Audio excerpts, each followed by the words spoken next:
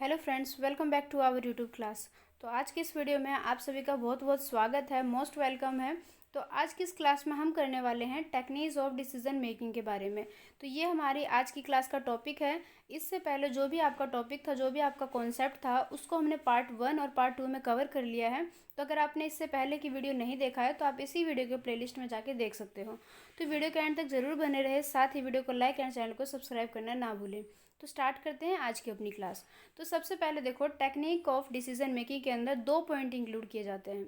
First point है quantitative technique of decision making और second जो है वो है qualitative technique of decision making. तो मेनली ये हमारे 2 पॉइंट है जिसको हम कवर करेंगे। ये हमारे डिसीजन को लेने में, मेक करने में काफ़ी हेल्प करता है। ये हमारे 2 टेक्निक है, 2 तकनीक है, एक है क्वालिटेटिव, एक है क्वांटिटेटिव। तो इसको हम कवर करेंगे। सबसे फर्स्ट हम स्टार्ट करते हैं क्वांटिटेटिव टेक्निक्स के बारे में। तो क्वांटिटेटिव टेक्निक्स क्या होता है कि जब आप किसी चीज़ को संख्या के रूप में, या कह सकते हैं कि जब आप किसी चीज़ को बिल्कुल वर्क में, किसी फिजिकल अपीयरेंस में लेके जब आप किसी टेक्निक्स को पूरा करते हो काफ़ी क्वालिटेटिव वे में, तो वो आपका कहलाता है qualitative technique of decision making. इसके अंदर जो सबसे फर्स्ट पॉइंट इंक्लूड है वो है लीनियर प्रोग्रामिंग। इसके अंदर क्या होता है, it is the mathematical equation. इसके ये एक मैथमेटिकल इक्वेशन है। जैसे हम मैथ में एक मैथ का फॉर्मूला लगा के, तरह तरह की इक्वेशन लगा के अपने प्रॉब्लम को सॉल्व करते हैं, अपने क्वेश्चन को सॉल्व करते हैं। सेम ऐसे जो क्वांटिटेटिव टेक्निक है उसके अंदर एक लीनियर प्रोग्रामिंग का एक फीचर इंक्लूड रहता है जिसमें मैथमेटिकल इक्वेशन का यूज़ किया जाता है, which assume that the variables of production have a linear relation. कि हम देखते हैं हमारे प्रोडक्शन के बीच में जितने भी वेरिएबल्स है, जितने भी उसके अंदर एक वर्ड्स, जो भी इसका पॉइंट है वो इंक्लूड है, वेरिएबल इंक्लूड है, उन सभी में क्या लीनियर रिलेशन इंक्लूड है, इस तरीके का इसमें पता लगाया जाता है।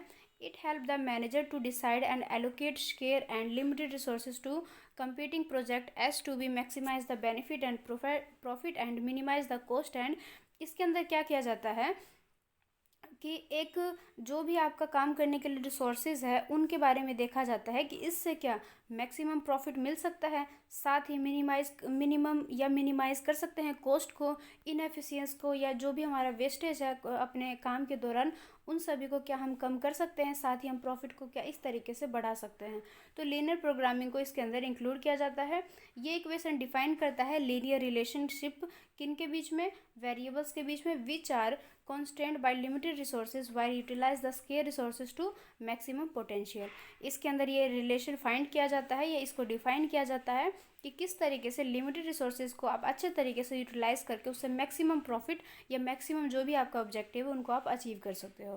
तो ये हमारा फर्स्ट पॉइंट था जिसको हम कहेंगे लीनियर प्रोग्रामिंग। जो हमारा सेकंड पॉइंट है वो है प्रोबेबिलिटी एनालिसिस। इसके अंदर क्या किया जाता है, under probability analysis which prospective event is weighted for the look likelihood of its occurrence from 0 to 1, 0 being least likely and 1 being most, and stake value of the decision is then multiplied with the weight to decide the cost और benefit of every decision.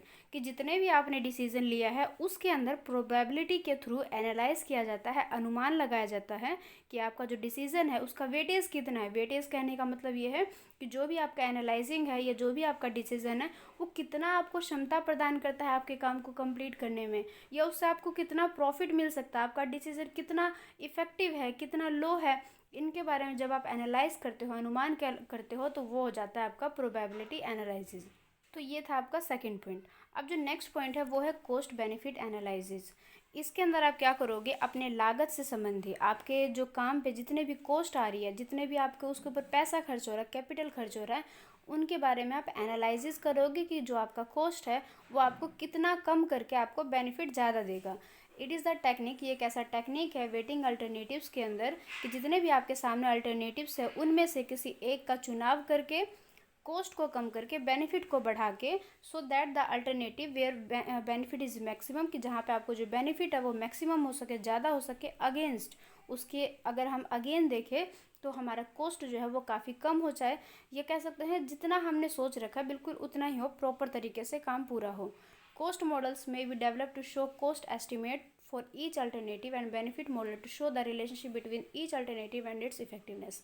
इसके अंदर आपको काफ़ी help करेगा कि आपका जो भी अल्टरनेटिव्स है जितने सारे, उनमें से किसी एक का चुनाव करने के और उसका जो भी रिलेशन है आपके वर्क पे, उन सभी को डिफाइन करने में, आपके कॉस्ट को कम करने में, साथ ही आपका जो वर्क है, आपका जो काम है, प्रोडक्शन है, उसको काफ़ी इफेक्टिव करने में ये एनालिसिस या ये टेक्निक आपको हेल्प देगा। तो ये हमारा थर्ड पॉइंट था, कॉस्ट बेनिफिट एनालिसिस। जो हमारा फोर्थ पॉइंट है वो है कैपिटल बजटिंग। इसके अंदर क्या होगा, आप इस टेक्निक का यूज़ करके अपने कैपिटल को बजट में लेके आओगे। आपके पास जितना पूंजी है आपके व्यवसाय में, उसके अंडर ही आपने एक प्लानिंग जो कर रखी है, आपने जो एक बजट बना रखा अपने प्रोडक्शन को लेके कि आपका जो प्रोडक्शन है किस तरीके से अच्छे तरीके से कॉस्ट को कम करते हुए, उसके लिए आप कैपिटल का एक बजट बना लेते हो। तो इस टेक्निक का यूज़ करके इस पर एक कंट्रोल किया जाता है, इसके अंदर एक काम किया जाता है। तो ये काफ़ी इंपॉर्टेंट डिसीजन होता है, एक टूल माना जाता है जो कि आपको एक मैथमेटिकल फॉर्मूला की तरह हेल्प करेगा। साथ ही अल्टरनेटिव्स ऑप्शन में से आपको एक का चुनाव करने में हेल्प करेगा। या आपके कैश फ्लो, आपका जो भी आपके खाता बही है, जो भी आपका कैश फ्लो स्टेटमेंट है, इन सभी का जो टाइम पीरियड है उनके अकॉर्डिंग आपको इनिशियल एक हेल्प प्रदान करेगा, एक प्रॉफिट प्रदान करेगा। साथ ही this is used by the organisation to take decision. ये साथ ही एक ऑर्गेनाइजेशन में या किसी एक फर्म में, बिजनेस में एक डिसीजन लेने में काफ़ी हेल्प करता है, कि जिसको हम कैपिटल बजटिंग कहते हैं। क्योंकि देखोगे, जो काम करने से पहले हमारे पास में एक कैपिटल लिमिट हो जाता है। हमें पता है कि हमारे काम के लिए हमारे पास इतनी कैपिटल है, इतना पूंजी है हमारे पास। तो हम क्या करेंगे, एक बजट बना लेते हैं या सोच लेते हैं कि इतने रुपए में ही हम इतना सारा प्रोडक्शन कर लेंगे। तो उसके बारे में क्या, आपको एक डिसीजन भी दे देता है, आपको एक काम करने का एक ब्लूप्रिंट भी प्रदान कर देता है। उसके बाद जो नेक्स्ट पॉइंट है वो है ratio analysis. Ratio analysis is the comprehension of line items in the financial statement of A business. Business के अंदर जो फाइनेंशियल स्टेटमेंट, जो एक खाता यूज़ किया जाता है, उसमें एक आइटम जितने भी हैं उन सभी को एनालाइज करने में काफ़ी कॉम्प्रिहेंशन वे में आपको एक सुविधा देगा, एक आपको आइडिया दे देगा। It is use to evaluate a number of issue with an entity such as its liquidity, efficiency of operation, probability for decision making about entering into new businesses और राइजिंग डेट्स। ये क्या क्या help करेगा आपको, new business में जब हम enter करते हैं तो हमारे ऑपरेशन की क्या एफिशिएंसी है, उसकी क्या दक्षता है, उसकी क्या स्किल है, क्या क्षमता है, हमारे बिजनेस में कितनी ज़्यादा लिक्विडिटी है, या हम कितने जल्दी पैसे को एक रियलिटी में चेंज कर सकते, प्रॉफिट में चेंज कर सकते, प्रॉफिट को कितने जल्दी हम पैसे में, कैपिटल में चेंज कर सकते हैं। लिक्विडिटी कैसी है, हमारी जो पेमेंट करने की एक क्षमता है वो किस तरीके की है, या हमारे बिजनेस में किस किस तरीके के डिसीजन लिए जा रहे हैं, ये इन सभी का पता लगाया जाता है रेशियो एनालिसिस के थ्रू। तो इसे एक टेक्निक माना जाता है जो कि एक नए बिजनेस में, साथ ही एक पहले से ही जो बिजनेस कहीं पे चल रही है उसको, उसमें भी ये कई तरीके के डिसीजन लेने में हेल्प करता है। साथ ही ये काफ़ी आपके डेट्स को कम करने में हेल्प करता है, जिसे हम रेशियो एनालिसिस का नाम देते हैं। उसके बाद है simulation techniques. Management can simulate complex situation of machines और equipment in order to determine the best course of action. Management जो है ये आपको हेल्प करता है काफ़ी कॉम्प्लेक्स जितने भी सिचुएशन रहते, चाहे हमारे मशीन से हो, हमारे इक्विपमेंट से हो, हमारे वर्क से हो, उनको एक ऑर्डर तरीके से डिटरमाइन करने में, मतलब उनको एक ऑर्डर में काम को पूरा करने में, आपके कोर्स को, आपके एक्शन को कंप्लीट करने में, वो भी बेस्ट तरीके से करने में आपको हेल्प देगा ये। ठीक है, तो ये डिसीजन आपको इस तरीके से हेल्प करता है, काफ़ी कॉम्प्लेक्स सिचुएशन में आपको एक ये साथ देता है, एक हेल्प करता है। Simulation is the process of building, testing, operating models of real world problem. कि एक जो वास्तव में जो हमारे देश दुनिया में या हमारे बिजनेस में जो प्रॉब्लम होता है उसको टेस्ट करने में, उसको ऑपरेट करने में एक मॉडल देगा, एक हेल्प देगा। जितने भी क्रिटिकल फैक्टर्स है, जो उसके साथ में जो भी हमारे रिलेशन है, हमारे बिजनेस पे जो भी उसका इफेक्ट है, उन सभी के बारे में आपको इन्फॉर्मेशन प्रोवाइड करेगा, एक टूल्स देगा, जिससे आपके काम जो है वो काफ़ी इफेक्टिव वे में या काफ़ी एफिशिएंसी से सारे वर्क कंप्लीट होंगे without the loss of actual.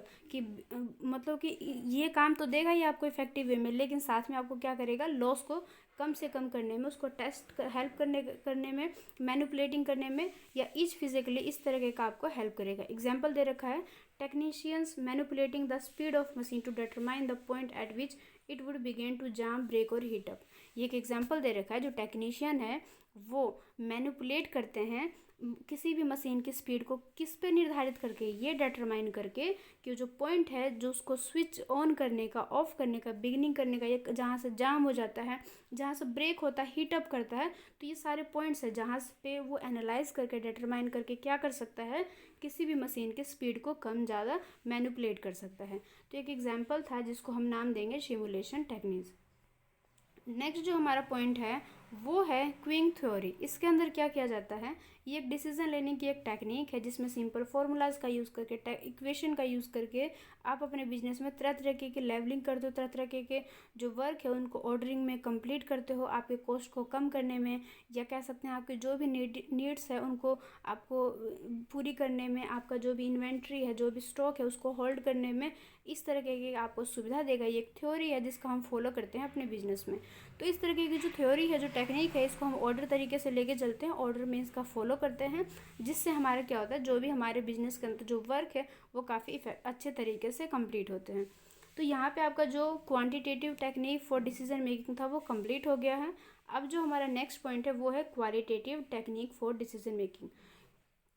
Qualitative के अंदर गुणवत्ता वाले टेक्निक आते हैं जिसको हम अपने डिसीजन मेकिंग में हेल्प ले सकते हैं जिससे। तो ये काफ़ी इंपॉर्टेंट पॉइंट है, तो इसको हम स्टार्ट करते हैं, काफ़ी अच्छे तरीके से करेंगे। तो वीडियो अगर अब अभी तक का जो भी हमने टॉपिक क्लियर किया, अगर आपको अच्छे तरीके से क्लियर हो गया हो तो वीडियो को लाइक करें, और अगर किसी भी तरीके से कोई कन्फ्यूज़न आ रहा है तो आप मुझसे कमेंट के थ्रू या वीडियोज़ को दोबारा रिपीट करके आप देख सकते हो, तो आपके सारे कन्फ्यूज़न कंप्लीट हो जाएंगे। तो नेक्स्ट स्टार्ट करते हैं अपना नेक्स्ट पॉइंट, वो है qualitative techniques for decision making. कि गुणवत्ता के आधार पर देखें एक कि गुणवत्ता टेक्निक्स के आधार पर किस तरीके से हमारे डिसीजन मेकिंग में हेल्प करता है, या कौन से पॉइंट है जो हमारे गुणवत्ता टेक्निक के अंदर इंक्लूड होते हैं, जिसका यूज़ करके हम अपने डिसीजन को काफ़ी इफेक्टिव कर सकते हैं, या जितने भी डिसीजन हमने अपने बिजनेस में डिसाइड करे हुए हैं उन सभी को पूरा करने में ये हेल्प करेगा। So now our first point that is experience. Experience से क्या होता है, doing same type of work help to gain specialisation in the field and managers are such experience specialist who have been in the market field over the time with their consensus. इसके अंदर क्या किया जाता है कि एक ऐसा person या कोई भी ऐसा टीम, कोई भी ऐसा आदमी, पर्सन जो कि सेम वर्क को बार बार करता है, तो उससे क्या हो जाता है, उसको उस काम के प्रति स्पेशलाइजेशन मिल जाता है, उसको ये विशेषज्ञता मिल जाता है। अब किसी भी फील्ड में, चाहे वो किसी भी फील्ड में वर्क कर रहा हो, अगर एक ही काम को काफ़ी टाइम से कर रहा है या बार बार कर रहा है तो उसको क्या है, स्पेशलाइजेशन मिल जाती है। जिस तरीके से मैनेजर्स जो है किसी फील्ड में काफ़ी स्पेशलिस्ट हो जाते हैं, उनको कई तरीके के एक्सपीरियंस हो जाते हैं, जैसे मार्केट फील्ड के बारे में, मार्केट में क्या चल रहा है, उसका प्रोडक्शन पे क्या इफेक्ट पड़ता है। तो इस तरीके का जो चीज़ें वो लोग बार बार एनालाइज करते हैं, एक्सपीरियंस लेते हैं किसी चीज़ के बारे में, तो ये एक टेक्निक बन जाती है जो कि आपका क्वालिटेटिव टेक्निक्स के अंडर आता है। This help them take quick decision in similar and routine matter with definite consequence. इसके अंदर क्या कंसीक्वेंस, ये थोड़ा सा गलत बोल दिया मैंने, कंसीक्वेंस है। इसके अंदर क्या करते हैं, ये आपको हेल्प करता है जितने भी डिसीजन है, जैसे कि आपको एक सिमिलर डिसीजन मिलेगा, मतलब कि एक ही डिसीजन के लिए आपको तरह तरह के ऑप्शन मिलेंगे कि हाँ इस काम के लिए ये भी डिसीजन ले सकते हैं, ये भी डिसीजन ले सकते हैं, ये भी ले सकते हैं। तो इतने सारे डिसीजन में से आपको कौन सा डिसीजन लेना, कौन सा क्विक डिसीजन लेना है, इसमें आपको हेल्प करेगा, कौन हेल्प करेगा, एक्सपीरियंस, क्योंकि एक्सपीरियंस के थ्रू हम काफ़ी अच्छे तरीके से किसी भी चीज़ के बारे में जान सकते हैं। ये हेल्प करेगा जो रूटीन मैटर है उनको डिफाइन करने में, और साथ ही जो भी हमारा कंसीक्वेंस है उसको हमें डेफिनेट तरीके से कंप्लीट करने में हेल्प करेगा। तो आपको एक ये सिर्फ एक आपके कॉन्सेप्ट से अलग भी देखा जाए तो जो एक्सपीरियंस है वो आपको एक बेटर तरीके से हेल्प करने में, डिसीजन लेने में इफेक्टिव तरीके से हेल्प करता है, क्योंकि एक्सपीरियंस जो है वो बहुत कुछ बताता है। तो एक्सपीरियंस के थ्रू हम क्या कर सकते हैं, ये हमारी टेक्निक बन जाती है जिसके थ्रू हम बिजनेस के अंदर काफ़ी इफेक्टिव डिसीजन ले सकते हैं। तो ये इस तरीके से हम कह सकते हैं कि ये जो एक्सपीरियंस है वो हमारे डिसीजन मेकिंग में हेल्प करेगा, ये एक टेक्निक है। उसके बाद है जजमेंट। जजमेंट में क्या है, manager are man of high intellect and foresight. क्या होता है, कई मैनेजर ऐसे होते हैं जो कि काफ़ी फोरसाइटेड होते हैं, मतलब वो आगे आगे देखने वाले व्यक्ति होते हैं, उनको पता रहता है कि इन फ्यूचर क्या क्या सिचुएशन क्रिएट होने वाली, क्या क्या चीज़ें होने वाली हैं। फोरसाइटेड होते हैं, हमेशा आगे की ओर बढ़ने के लिए उनका मन में एक वो बना रहता है, जैसे हम बोलते हैं ना कि एक पर्सन के मन में उसका एक ऑब्जेक्टिव बना रहता है किसी चीज़ के बारे में कि ये चीज़ उसे अचीव करनी है, तो वो फोर साइटेड पर्सन बन जाता है। Even in uncertain situation in course of business, चाहे बिजनेस में अनसर्टेन सिचुएशन ही क्यों ना घट रही हो या उस तरह का सिचुएशन ही क्यों ना रहे, this acumen and foresight gives them a guts feeling toward certain alternative than others। तो इस तरीके की जो फीलिंग्स है, जजमेंट है, वो अनसर्टेन सिचुएशन में भी उस पर्सन को, उस बिजनेसमैन को फोरसाइटेड होने के लिए या अपने अंदर एक गट्स फीलिंग लाने में, एक बोल सकते हैं कि एक हिम्मत रखने में उसको काफ़ी हेल्प करेगा। तो ये एक जजमेंट, एक टेक्निक है। उसके बाद these foresight intellect and fur sorry, थोड़ा सा बोलने में दिक्कत हो रहा है। Foresightedness is the result of their knowledge, experience and skill that help them weigh the consequence of each alternative mentally and help them take calculated risk of reach a competitive position। जिसको help करेगा जितने भी competitive position जो हमारे business में घटने वाले या इन फ्यूचर जो होने वाले उनके बारे में कैलकुलेट करने में, उसके बारे में काफ़ी सूचना एकत्रित करने में या उसको एक स्किल लेने में हेल्प करेगा ये सारी चीज़ें। तो वो क्या है, वो उसका जजमेंट है।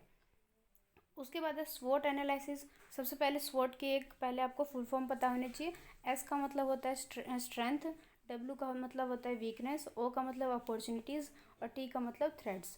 तो ये एक 4 पॉइंट है जो कि आपके बिजनेस टेक्निक में एक हेल्प करता है, या बोल सकते हैं एक शॉर्टकट है बिजनेस में सारी चीज़ों को अचीव करने का। स्ट्रेंथ जो कि आपके बिजनेस की जो भी एक मजबूती है, जो एक मजबूती का पॉइंट है, उनको डिफाइन करेगा। वीकनेस बताएगा कि आपके बिजनेस में किस किस तरीके की वीकनेस है, कौन सी प्रॉब्लम हो जाती है। आपको अपॉर्चुनिटीज़ देगा तरह तरह के जो कि आपके वर्क में हेल्प करेगा। आपके सामने तरह तरह की अपॉर्चुनिटीज़ रहेगा जिनमें से आपको एक किसी का चुनाव करना है, उसके अकॉर्डिंग काम करना है।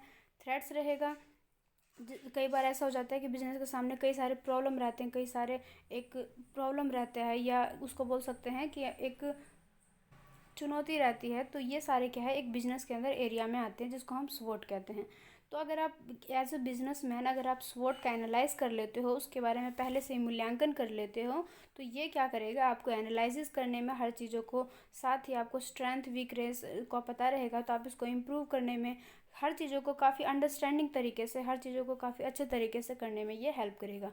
तो स्वॉट एनालिसिस एक क्वालिटेटिव एक टेक्निक है जो कि बिजनेस में हर बिजनेसमैन इसका यूज़ करता है, क्योंकि स्वॉट का एनालिसिस से उसे पता चलता है कि उसके बिजनेस में क्या स्ट्रेंथ है, क्या वीकनेस है, अपॉर्चुनिटी कौन सी है, थ्रेट्स कौन से उनके बिजनेस में, इन सभी एरिया को कवर करते हैं और साथ ही इसका एनालिसिस करता है। ये एनालिसिस आपको हेल्प करेगा बिजनेस को काफ़ी कॉम्पिटिटिव एडवांटेजेस प्रदान करने में, साथ ही उसको बिल्ड करने में, स्ट्रेंथ को पता लगाने में और स्ट्रेंथ को एनालाइज करने में, साथ ही अगर कोई वीकनेस है तो उसको इम्प्रूव करने में, उसको ख़त्म करने के लिए। तो इस तरीके का फंक्शनिंग के काम पे इसका इफेक्ट पड़ेगा, जिसको आप इसके एनालिसिस के थ्रू उसको कंप्लीट कर सकते हो, या एनालिसिस के थ्रू उसको आप अच्छे तरीके से पूरा कर सकते हो। जो हमारा नेक्स्ट पॉइंट है वो है PESTLE। ये भी एक तरीके से फुल फॉर्म ही माना जाएगा, इसको हम शॉर्ट तरीके में बोल देते हैं PESTLE एनालिसिस। तो P का मतलब है पॉलिटिकल, E का मतलब है इकोनॉमिकल, S का मतलब है सोशल, T का मतलब टेक्नोलॉजिकल, L का मतलब लीगल और E का मतलब एनवायरमेंटल फैक्टर। ये सारे पॉइंट्स है, अगर हम इसका एनालिसिस करते हैं तो हमेशा हमें एक बिजनेस में एक प्रॉफिट ही मिलता है, हमारे बिजनेस की एक गुडविल बनी रहती है, क्योंकि हम अपने आसपास के एनवायरनमेंट के अकॉर्डिंग ही चलते हैं। उसमें अगर कोई फैक्टर है, कोई भी प्रॉब्लम है, उसको हम क्या करते हैं, एनालिसिस के थ्रू उसको हम ख़त्म करते हैं, उसको हम अपने बिजनेस में उसका इफेक्ट कम आने देते हैं। तो इस तरीके की एनालिसिस है, आपको हेल्प करेगा अपने बिजनेस के बारे में जानने के लिए, साथ ही प्रॉब्लम्स को दूर करने के लिए। उसके बाद जो है ब्रेनस्टॉर्मिंग, ये एक टाइप होता है, काफ़ी इंक्लूसिव होता है, जिसके अंदर एक प्रोसेस को इंक्लूड किया जाता है, जिसमें मल्टीपल इंडिविजुअली वर्बली हम क्या करते हैं, अपने आइडियाज़ को सजेस्ट करते हैं, अपने माइंड को बिल्कुल उसी, अपने जो भी हमने सोच रखा होता है डिसीजन, बिल्कुल उसी के अकॉर्डिंग करते हैं। जैसे नाम से ही पता चलेगा, ब्रेन स्टॉर्मिंग, ब्रेन को स्टॉर्म कर देना।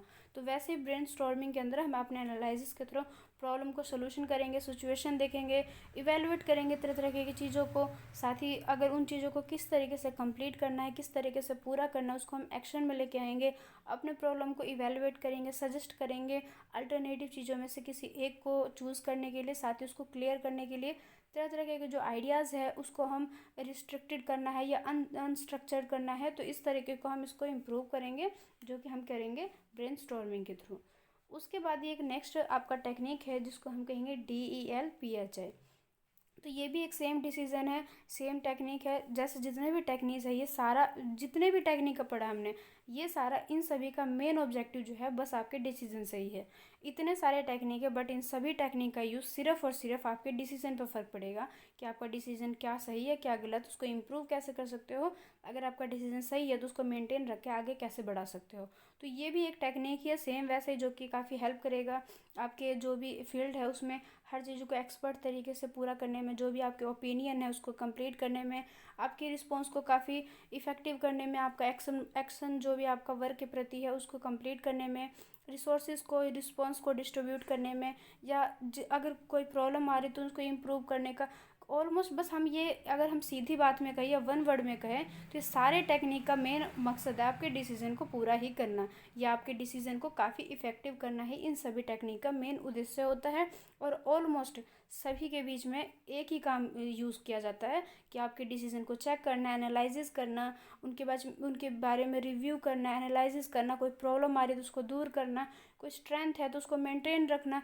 बस सभी का काम एक ही है, बस मेन उनका जो मकसद है वो बस यही है कि आपके डिसीजन मेकिंग को इफ़ेक्टिव करना।